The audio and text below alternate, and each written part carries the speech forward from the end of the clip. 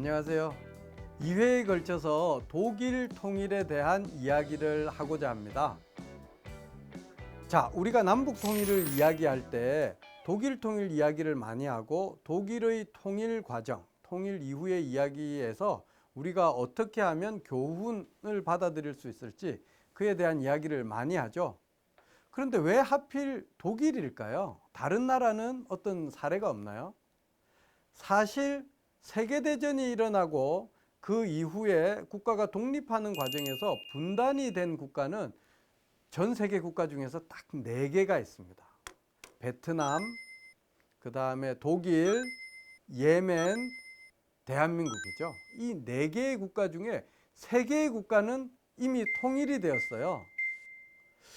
우리만 유일하게 남아있는, 지구상에 유일하게 분단된 상태로 남아있는 유일한 국가이죠. 자, 우리도 통일을 지향하고 통일을 희망하는 과정에서 다른 미리 통일한 국가로부터 많은 점들을 배우고 우리가 준비를 해야 될 것입니다. 그런데 여러 선생님들 중에는 왜 하필이면 다른 나라에서는 배우지 않고 독일에서만 배우는지 궁금한 분들이 있을 것 같아서 제가 잠깐 독일과 베트남 이야기를 해드릴까 합니다.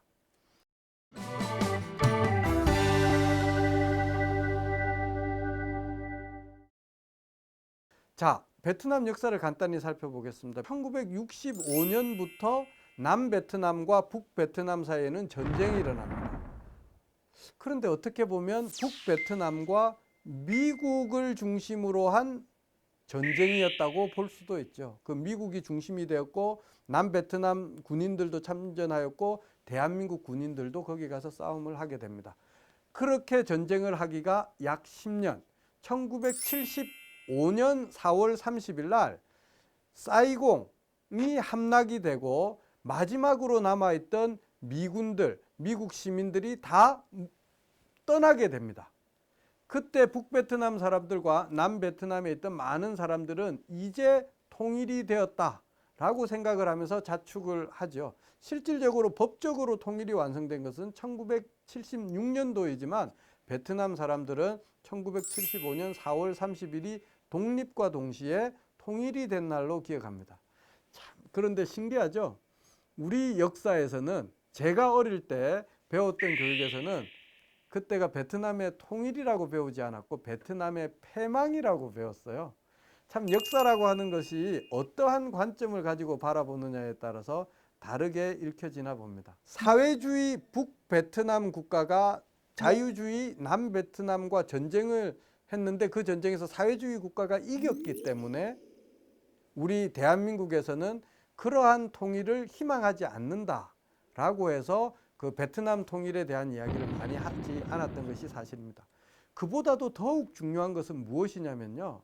남북의 통일은 평화를 기반으로 한 통일을 목표로 하고 있기 때문에 전쟁을 통해서 통일이 된 베트남의 사례에서는 배우고자 하지 않죠. 오히려 독일 통일을 더 많이 이야기하는 이유는 독일은 그야말로 평화적으로 통일이 이루어졌기 때문입니다. 자, 예멘에 대한 이야기는 잠깐만 말씀드리면 예멘은 사실은 독일보다도 먼저 통일이 되었어요. 합의에 의해서. 1990년 5월에 예멘이 통일을 합니다. 독일의 통일이 1990년 10월이기 때문에 사실은 독일 통일보다는 앞서서 이루어졌죠. 그렇다면 왜 우리는 예멘의 통일을 이야기를 많이 하지 않나요? 통일 국가는 이루어졌지만 통일된 이후에 예멘은 심각한 갈등 상황에 빠지게 됩니다. 갈등이 너무 심각해져서 다시 북예멘과 남예멘이 전쟁을 하게 되고 그 과정에서 수없이 많은 사람들이 목숨을 잃었습니다. 이 경우에도 전쟁과 폭력에 의한 그 통일 그리고 사회 통합이 되지 않아서 갈등이 생겼던 그러한 예멘의 통일에서 우리가 교훈을 얻기보다는 통일 이후에 평화적으로 통일된 이후에 동독 사람들과 서독 사람들이 하나의 독일을 만들고자 했던 그런 노력들이 있었기 때문에 우리 남북의 통일은 독일의 통일에서 교훈을 배우고자 합니다. 그래서 여러 선생님들과 함께 독일 통일 이야기를 하려고 하고요. 또 한편으로 그러면 독일의 통일과 우리 한반도 우리 민족의 통일은 무엇이 같고 다른가를 이야기할 때 분단의 과정에 있어서 독일의 분단과 우리의 분단이 너무나 유사합니다. 어떻게 유사하냐면요. 2차 세계대전이 끝난 직후에 우리는 남북으로 나뉘어지고 독일은 동서로 나뉘어지게 됩니다. 냉전 체제에 따라서 한쪽은 사회주의권, 한쪽은 자유주의권 체제를 따르게 되죠.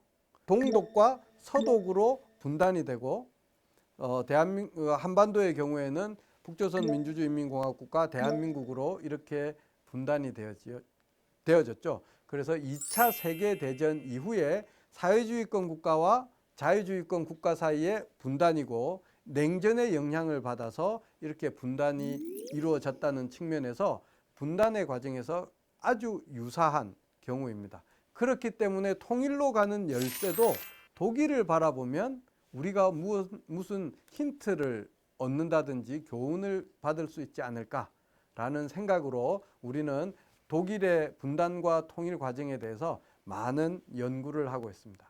자, 그러면 독일 통일에 대해서 2회에 걸쳐서 이야기한다고 했는데, 자, 지금부터는 독일 분단의 상징 베를린 장벽에 대해서 여러분들과 함께 제가 찾아봤던 그런 경험을 중심으로 이야기를 할까 합니다.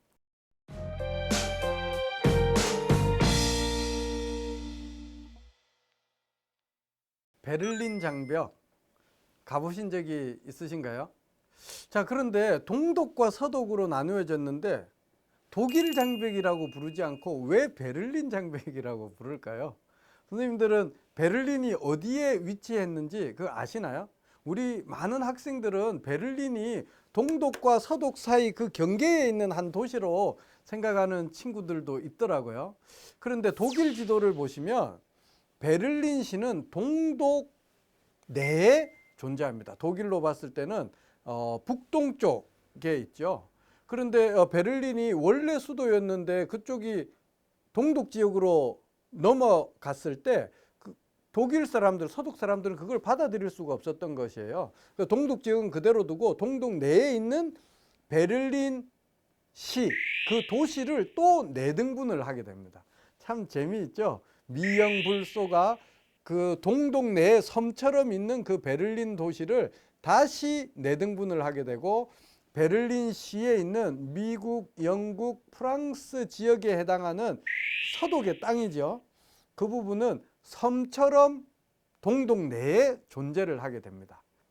특히 체제와 이념이 달라지고 하다 보니까 동독에 있던 많은 사람들, 특히 동베를린에 있던 많은 사람들이 서베를린으로 넘어갑니다. 왜냐하면 한 발짝만 뛰면 거기가 바로 서베를린이었으니까요.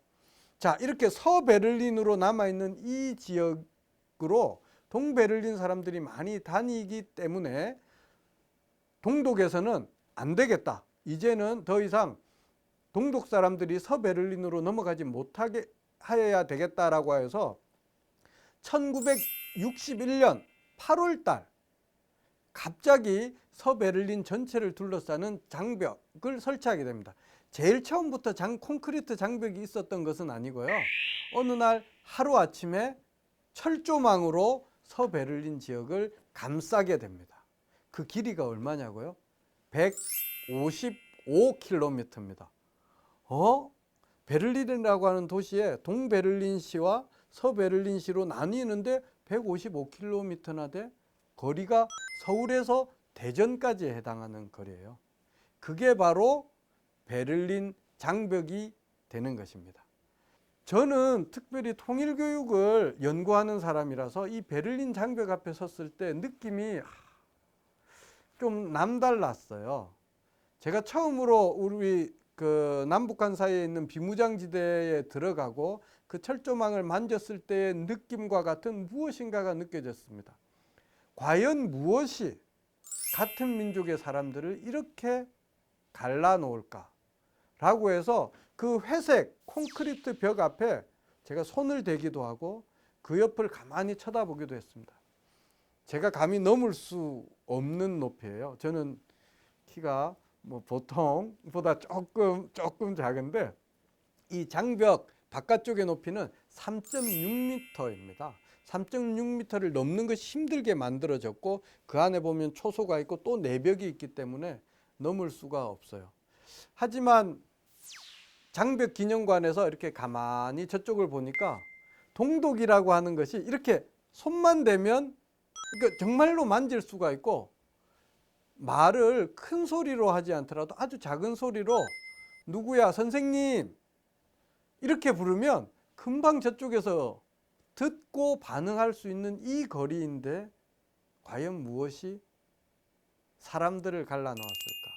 사람만 갈라놓은 것이 아니라 아픔을 만들어 놓은 것이죠. 우리 한반도도 마찬가지라는 생각이 듭니다.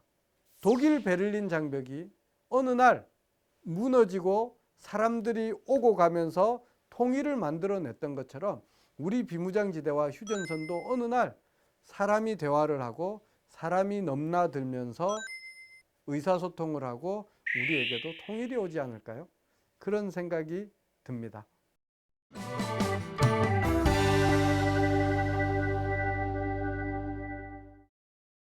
자, 그런데 정말 다행인 것은 베를린 장벽은요, 1989년 11월 9일 날 무너졌어요. 물론 통일이 된 것은 1990년 10월 3일인데 베를린 장벽이 무너지고 나서 통일이 된 것입니다. 1년도 채 되기 전에. 자, 베를린 장벽이 조금 전에 말씀드린 것은 있는 그대로 보존하는 역사적인 공간이고요. 무너진 자리는 어떻게 생겼냐? 베를린시 어디든지 가보면 흔하게 볼 수가 있습니다. 과거에 있던 베를린 장벽 그 회색의 딱딱한 그 모습이 아니라 예술 작품으로 변한 베를린 장벽이 있어요. 예쁜 그림도 있고요. 어떤 경우에는 제가 본 인상적인 베를린 장벽은 사람이 씹는 껌 있죠. 그 껌들을 그 베를린 장벽에 다 붙여놨어요. 그 참 재밌었는데 철의 장막이라고 하는 그 베를린 장벽, 그 무시무시한 베를린 장벽을 껌으로 붙이면서 아주 우습게 표현한 것이죠. 그 속에서 사람들이 무너진 베를린 장벽을 환영했겠구나라는 생각을 했습니다. 그런데 모든 지역에 그 장벽을 남겨둘 수가 없잖아요. 일부 구간은 남겨둠으로써 사람이 기억하게 하고 장벽이 걷어진 부분은 이 땅바닥을 보면 줄이 있어요. 장벽이 지나가던 곳에 대한 줄이 있는데 그 폭은 아마 한 이 정도 될 겁니다. 이렇게 제 얼굴 한 이 정도 그렇게 크지 않아요. 물론 이 장벽이 3.6m니까 높이 올라가야 돼서 이 아래쪽 받침 부분은 있습니다만 장벽이 서 있는 폭은 한 이 정도 되었던 것 같아요. 사실 베를린시를 한 제가 몇 차례 가면서 일이 있어서 여기저기 다닐 때 보면 그 장벽의 모습이 남아 있는데 그것을 하루에도 몇 차례 넘어가고 넘어왔습니다. 그런데 그게 참 가슴에 묘한 생각이 들어요. 이렇게 하루에도 몇 번씩 가고 올 수 있는 이 쉬운 이 짧은 공간을 넘기 위해서 136명의 사람이 목숨을 잃었다고 합니다. 대부분이 젊은 사람이라고 해요. 자유를 찾기 위해서. 이 좁은 공간, 이 A4 용지 종이 한 장에 이렇게 해당하는 이 폭, 이 정도 될까요? 이 정도 되는 이 작은 선을 넘기 위해서 젊은이들이 목숨을 잃었다라고 생각을 하니까 참 마음이 아픕니다. 남북은 휴전선이 있고 비무장지대가 있어서 2km, 2km, 4km에 해당하는 이 넓은 땅이죠. 이 땅을 넘어온, 목숨을 걸고 넘어온 사람들도 있고 이 땅을 넘어오지 못해서 중국을 거쳐서 제3국을 거쳐서 대한민국으로 들어오는 사람들도 있습니다. 먼저 온 통일이라고도 이야기를 하는데 그 과정에서 목숨을 잃는 많은 사람들, 그 사람들을 생각하면 참 마음이 아파요. 만약에 그 사람이 나의 동생이라고 생각을 하면, 그 사람이 만약에 나의 아이라고 생각을 하면 그 마음은 얼마나 무너질까요? 무엇이 우리를 이토록 갈라놓는지를 생각해보는 시간이 되었습니다.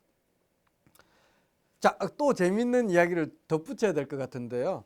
베를린 장벽이 지나가던 그 길을 얼마나 기념하냐면 제가 갔던 곳 중에 베를린시의 포츠다머 플라츠, 그러니까 포츠담 광장이라고 하는 곳이 있는데요. 그 광장에는 우리 한국문화원도 있고 그 장벽도 그 2개 조각이 이렇게 서 있는 곳도 있습니다. 근데 그 광장을 통해서 이제 이 줄이 이렇게 쭉 이어지는데 그 여기 바깥쪽에는 건물이 지어져 있어요. 그러니까 이제 사람들이 살고 있는 건물이 있는데 어느 한 건물에는 건물 내부인데도 그 장벽이 지나가는 곳을 공사를 하면서 그것을 그대로 보존하고 있는 겁니다.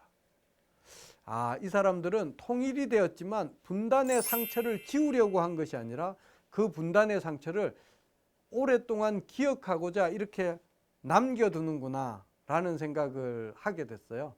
아직 우리는 분단이 치유되지 않은 상태이지만 우리도 언젠가는 통일이 되어서 분단의 흔적들을 그냥 지울 것이 아니라 기억하면서 보다 더 나은 통일 한국을 만들어야 되겠다라는 생각을 해봤습니다. 그리고 도시 곳곳에 남아있는 베를린 장벽, 그 철의 장막이 예술 작품으로 되어 있는 것도 있는데 이스트 사이드 갤러리라고 하는 곳이 있어요. 베를린 장벽이 원래 있던 모습을 그대로 뒀는데 아까 처음에 말씀드렸던 베를린 장벽 기념관에 있던 것은 회색 콘크리트 그대로인데 이스트 사이드 갤러리라고 하는 것은 1.3km에 해당되는 긴 장벽을 하나도 남김없이 모든 장벽을 다 예술 작품으로 바꾸어 놓은 데가 있어요. 거기는 독일 베를린시에서도 가장 유명한 관광 명소입니다. 전 세계 사람들 중에서 베를린을 방문한 사람들은 반드시 가는 곳이죠. 여러 선생님들도 꼭 가보시기 바랍니다.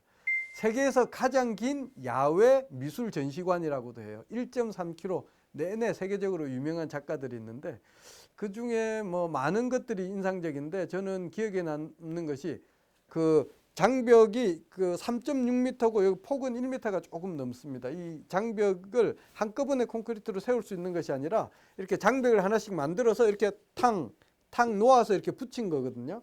근데 이 장벽 어느 장벽 하나에 보면 커리큘럼 비데라고 되어 있는데 이게 무슨 말 이력서라고 써놨어요.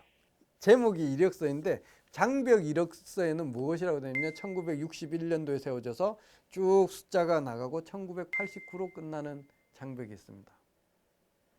분단된 이후 1945년부터 생각을 한다고 하면 90년 통일이 되었을 때 이 시간이 길었지만 우리보다는 짧죠. 그리고 장벽의 역사를 보면서 우리도 빨리 통일이 되면 좋겠다 이런 생각이 들었어요.